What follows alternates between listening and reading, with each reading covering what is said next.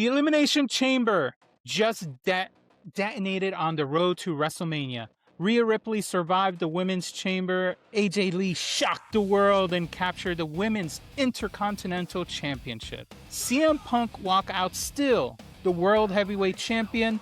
Randy Orton conquered the Men's Chamber. Seth Rollins returned. Danhausen literally popped out of a mystery box. And before the dust even settled, Nick Aldis booked Drew McIntyre versus Cody Rhodes for SmackDown. But for now, on Monday in Indianapolis, Monday Night Raw deals with the fallout of their side of the show. And almost immediately, everything spirals out of control. Welcome to the Tea Drop. Strong brew, no soft behavior. This wasn't a normal post-pay-per-view episode of Raw. This was WWE lighting 3 different fuses at once. Seth Rollins versus The Vision, the rise of Penta, and CM Punk versus Roman Reigns became deeply personal. So let's talk about that and what actually happened on Monday Night Raw's show. The show begins with our boys' division. Paul Heyman walks to the ring with Logan Paul and Austin Theory. Together, they call themselves Division, or at least whatever is left of it. Heyman immediately begins ranting about Seth freaking Rollins. The crowd instantly starts singing Rollins' theme song. He says Rollins steals everything. According to Heyman, Rollins stole credit for the Vision. He stole credit for the Shield. That's on CM Punk. I don't know why Seth is doing that. He stole credit on Logan Paul's WrestleMania main event. Austin Theory says he goes way back with Rollins, but Rollins' career isn't moving forward anymore. Logan Paul calls Rollins a scumbag who stole victory inside the Elimination Chamber. But before the promo can continue, Adam Pearce storms in the ring. Pearce is furious. He blames them for the attack on Jey Uso last Friday night before Elimination Chamber. Heyman denies involvement, but promises they will take credit for what happens next to Seth Rollins. Pearce says it doesn't matter because Seth Rollins isn't medically cleared, and that's when things started getting strange. Masked figures suddenly appear around the ring. Logan and Theory chases them off, but then more appear. Another walks down the ramp. Another appears on the opposite side of the ring. And suddenly, one unmasked man inside the ring. And it's Seth Rollins. Rollins smashes Paul Heyman in the back with the chair. A moment that echoes the night the Shield destroyed itself years ago. Rollins then hits the stomp. The crowd goes crazy and erupts. It's probably one of the loudest you'll hear that night. Some fans sing his theme, others chant for one more. Rollins walks through the crowd while medics rush to the ring. Paul Heyman is left broken in the ring, and Raw goes to commercials with chaos everywhere. So midway, they do it. Thank you so much for the 700. Congrats. Hopefully we stay up there. I think we're at 702 as of this morning. We were like 680, 699, then it went to 698. It fluctuates. So I wait to actually congratulate myself internally until I hit like maybe 5 after, because it keeps going up and down. I don't know why. People realize, oh, I subscribed to this guy. Why am I subscribing? Then they unsubscribe. But anyway, backstage, the chaos continues. Heyman is loaded onto a stretcher and into an ambulance with a bloody nose. And that, guys, that's ketchup, man. That's ketchup. That looks like ketchup. Grade A ketchup. Not the grade B stuff. Grade A. WWE with all those costs on tickets, they're buying the grade A ketchup because they're not gonna make Paul Heyman. They're not gonna make Paul Heyman blade himself. How was your trip, by the way, Henry? How was where did you go? You went to Toronto. Beautiful town. Logan Paul and Austin Theory screams at the medics. Logan storms off towards his car. Theory heads for another vehicle, but suddenly Jimmy Uso appears and attacks him. And sitting in the driver's seat of the ambulance is no other than L.A. Knight. Knight daps up Jimmy, then drives the ambulance away with Paul Heyman. Yeah. Within the first hour of Raw, someone has stolen an ambulance. It brings me back to some of the good old days, but hopefully it goes harder after this. Which it does, actually. Because we get Gunther versus Dragon Lee. Gunther's match with Dragon Lee begins before the bell even rings. Dragon Lee attacks Gunther during his entrance. They brawl around ringside. Gunther throws Lee into the timekeeper's area. Once the match officially starts, Gunther immediately targets Lee's mask. And Lucha culture, removing a mask, obviously, is a no-no. But it's also humiliating. So, Gunther being a heel, trying to humiliate him, using it as a strategy to distract and gain an advantage, but it is what it is. Lee fights back repeatedly, but Gunther's power is overwhelming when it goes against Dragon Lee. He gets a power bomb, another power bomb, and then Gunther rips off Lee's mask. Gunther, and when luchadors do that, when that happens to luchadors, they have nothing else to do but hold their face and try to hide their look, because part of their culture as a wrestler, you can't reveal your face unless it's part of the stipulation. Gunther locks in a sleeper's hold, Dragon Lee taps out, Gunther wins. But the bigger moment isn't the submission, it's the whole situation with the mask, because Gunther doesn't just beat people, he breaks and destroys them at this point. That's going to be his motive now to WrestleMania 42 in Vegas. So, damn. Birthday was on the 3rd? Yes. Happy belated, man. We move backstage. Backstage, the women's division begins unraveling in some way. And it might get in relation with AJ Lee. We'll see. Asuka is furious because she lost Elimination Chamber. I don't know who put their money on Asuka winning, but y'all need to watch the product more. She blames Kairi Sane for failing to help her win the Elimination Chamber, which doesn't make sense because poor Kairi, what can she do? The chamber is locked up, guys. I don't know. She's just an angry woman. A girl needs to retire, I guess. I don't know. AJ Lee suddenly walks into the scene. She stares at Kairi. AJ jokingly tells Kairi to blink twice if you think you need help. And then she just walks away. It's a funny moment, but it also shows how quickly the continuing tensions between Kairi Sane and Asuka is becoming, to the point that it's toxic. We'll see what comes out of this. I don't know what the plans are for them at WrestleMania, to be honest. They may just do a SmackDown show beforehand and that's it. But anyway, on a positive note, and I should move out of the way. I'm just going to turn myself off for a minute. On a positive note, Demolition, earlier that day, good old boy, The Undertaker. The Undertaker officially is the man that goes around the months of December till March and not going calling people and congratulating them for getting into the Hall of Fame. That's his duty now as a retiree. He does one-man shows at every town they do a big event, and now he's the guy in charge of the Hall of Fame, which is good. Keep him busy. Keep him there. Get your money, man. Good for you, Undertaker. But anyway, The Undertaker earlier that day contacts the Demolition team and announces that they will be inducted into the WWE Hall of Fame in Las Vegas this year. Now, that'll take place on April 17, 10 p.m. Pacific, which is 12 p.m. Eastern time. So some people, like myself, are going to not be waiting till midnight to watch this because these shows tend to go on for 3 hours. I'm just going to watch it after. Maybe I'll watch it before WrestleMania that day.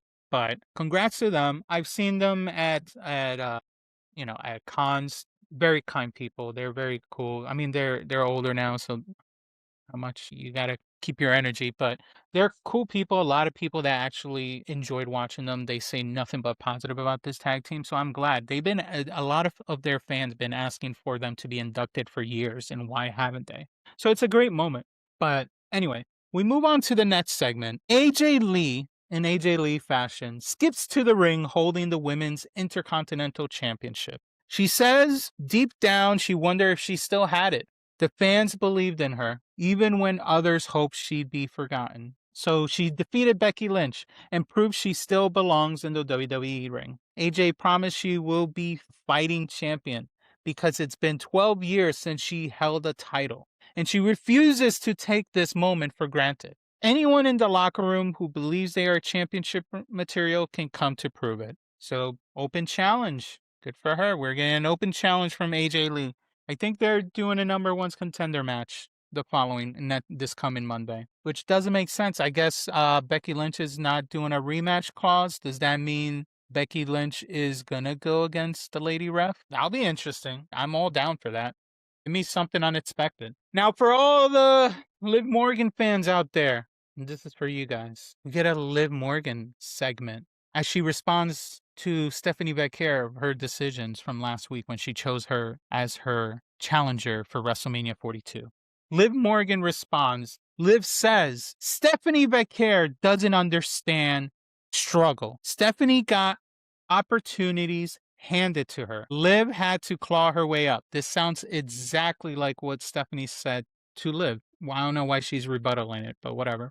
But Liv also respects Stephanie as champion, which is exactly why she wants to face her. Not because she admires her, but because she believes she's better. And that's it. It's weird because they could have gone harder. It was a nice setup that they did last week, but what she stated is almost exactly what Stephanie said to her and made Liv think 2 weeks ago of like, oh, Stephanie making me think on what I should do. I don't know. The writing could have been better. It is what it is. We get next some Americano chaos. Like, he's getting heavily luchador recently with the acquisition of AAA. I thought they were going to stay in AAA, but I guess we're going to get more and more of this cross promotion. Nothing against that. I love it. Anyway, the original El Grande Americano faces Rayo Americano, a sidekick of the other Grande Americano. The match includes distractions, obviously, interferences, and multiple near unmasking, which is such an annoying thing that American side wrestlers do towards luchadors. Like, can you not disrespect the mask? Stop trying to take it out as an advantage. It's such a old, annoying tale, but whatever. Eventually, Original Americano hits Chaos Theory for the win. The Americano characters, both the original and the other one, continue appearing across multiple WWE shows. Raw, the Chamber, any PLE that they can. More importantly, AAA. Last night they had a big AAA segment with these two. It's a cross-promotional storyline, which is great. Let them try this and see if it works out. But honestly, keeping track of who's who at this point feels like its own storyline. I mean, obviously you can tell with the size, but it's also hard to tell who's the face and who's the heel. It feels like the face, at least in WWE RAW, it feels, to me, Original Americano is the face. But then the way I saw yesterday how the other Americano is playing off that the original Americano isn't, he's the crap one because he doesn't even know how to speak Spanish. And don't get me wrong, the other Americano, the tall one, he speaks very good Spanish. It's pretty decent.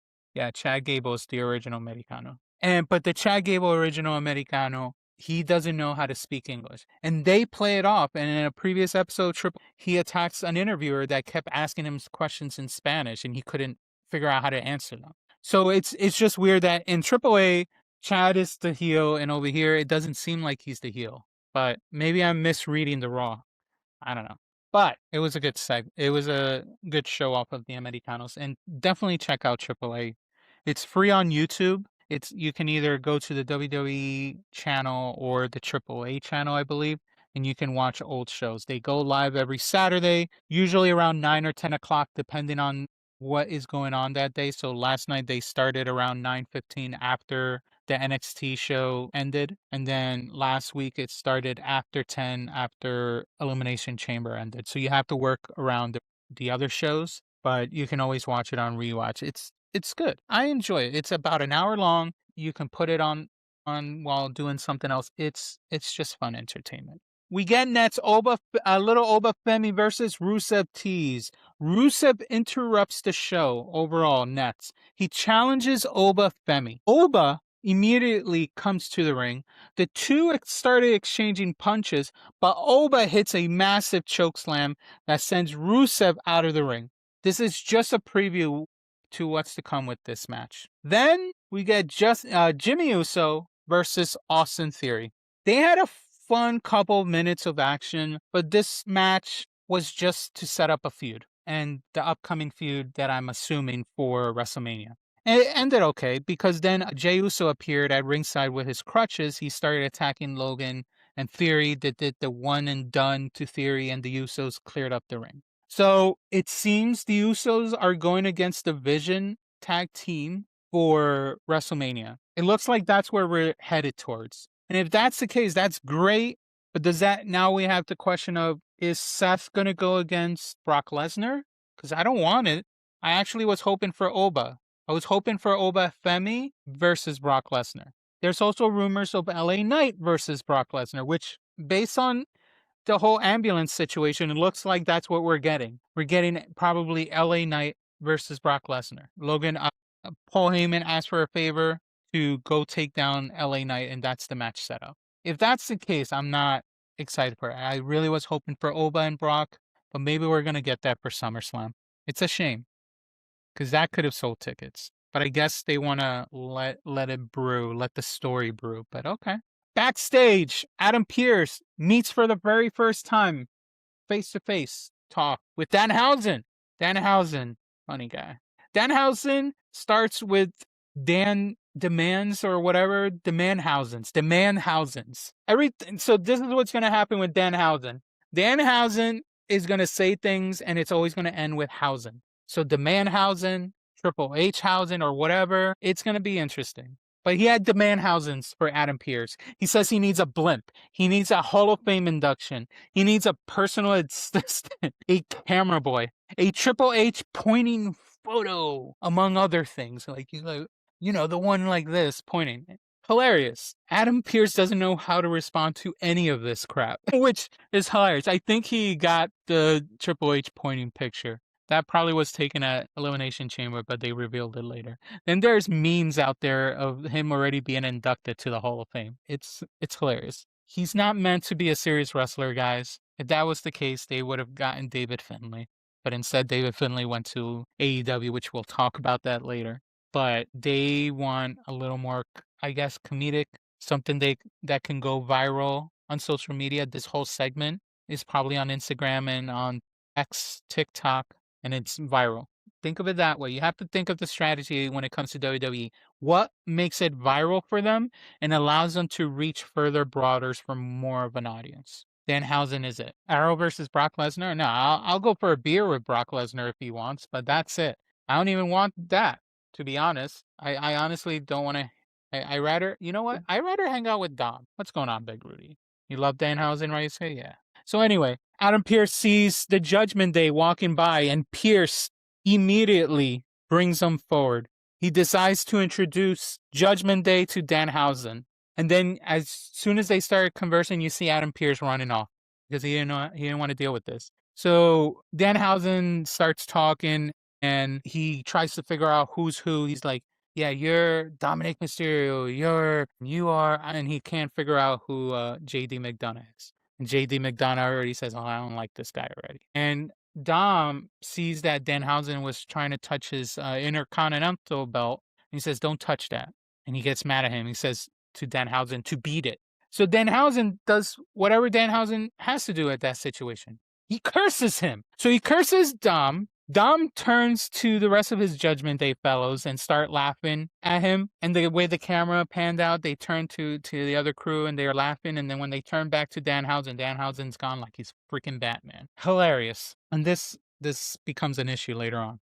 But anyway, we move on. Rhea Ripley does a very quick promo with Jackie Redmond or whatever. Everyone got all excited when they saw Jackie Redmond and it became a trending thing online. Y'all need some love. Some of you thirsty men out there, y'all need to go on a date and do something. But y'all getting excited for the quickest things, but whatever. Now, the fact of the night is Rhea is obviously competing for a women's world or women's undisputed championship for the 4th straight year. And this time it will be against Jade Cargill. So that means she has to tell Rhea that she has to leave Raw, obviously. So she tells her to hold Raw down as she's going to Friday. She'll be on SmackDown to see Jade Cargill's face-to-face. And she stares at the camera and basically says she will be leaving WrestleMania as WWE's women's champion. Rhea and Io hug for a very last time until we see them again. I don't know what's going to happen with that, but yeah. You guys want Danhausen versus R-Truth? That would be interesting. I was hoping they would be tag team, but we'll see. It looks like R-Truth and R-Truth is going for a tag belt, so we'll see. we get next the Dominic versus Penta match for the Intercontinental title. Dominic Mysterio defends the belt against Penta.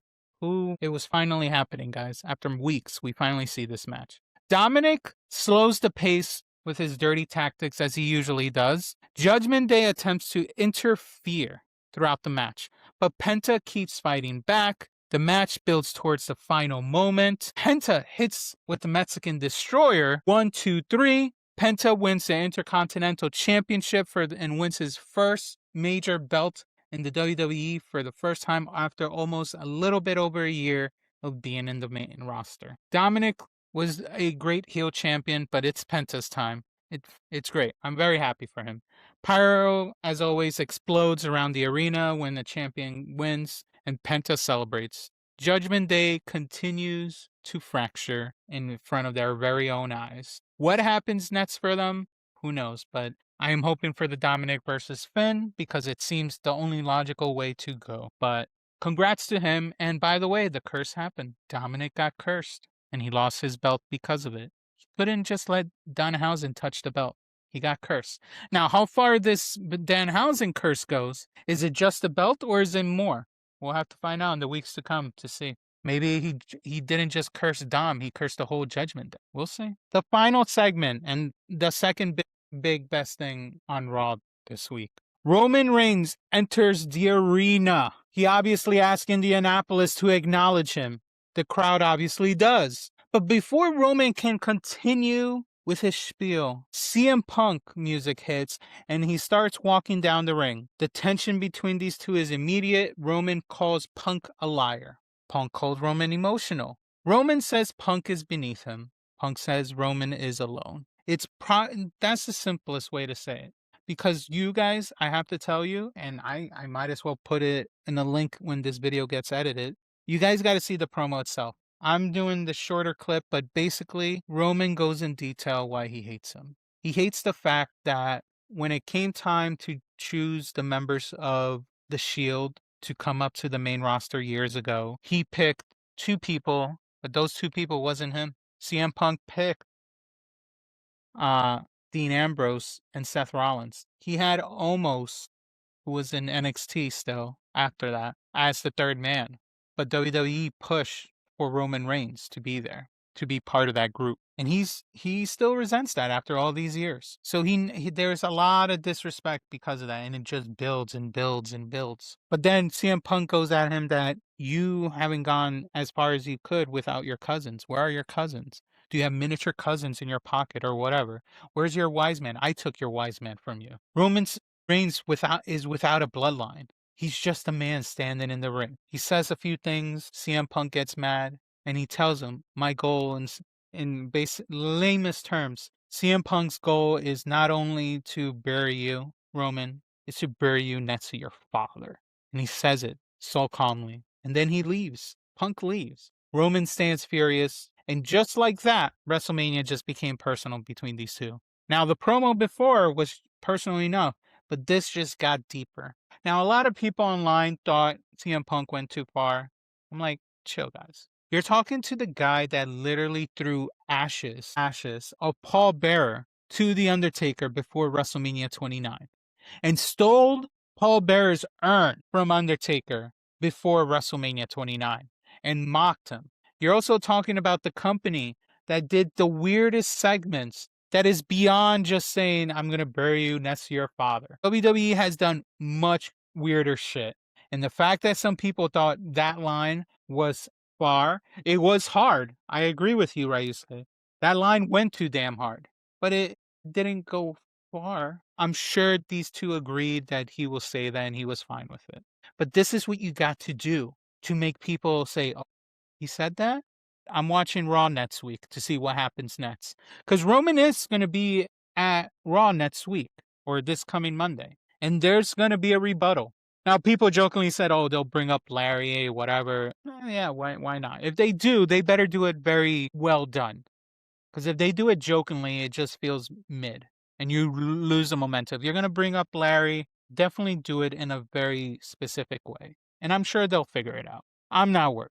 You guys got to watch the Attitude Era and the early Ruthless Aggression to see how hard they actually went. And when you see that, I'm sure half of the younger people that have been watching, it's just started watching wrestling in the past 10 years, will start to realize, oh man, this wasn't that bad. But anyway, this episode of Raw was chaotic, but in the best way. Seth Rollins returned and dismantled the Vision one by one. Penta finally captured a championship gold, well deserved. Judgment Day continues breaking apart, and CM Punk versus Roman Reigns just turned deeply personal. The road to WrestleMania has officially begun. Should have begun a few weeks ago, but whatever. And if this episode is the tone for the next 6 weeks, and it continues that way, we might get something interesting. Is it enough to sell out WrestleMania 42? I don't know. I highly doubt it at this point. We need all the storylines to go hard, not just Roman and CM Punk. If that's the case, yeah, maybe night 2 will sell out. But we still got night 1 to sell out. So anyway, that's the T drop. Strong brew, no soft behavior. Let me know your comments on Raw. Was it the right setup leading to the next segment or the next road step to WrestleMania? Let me know in the comments, and we'll see you on the next Raw.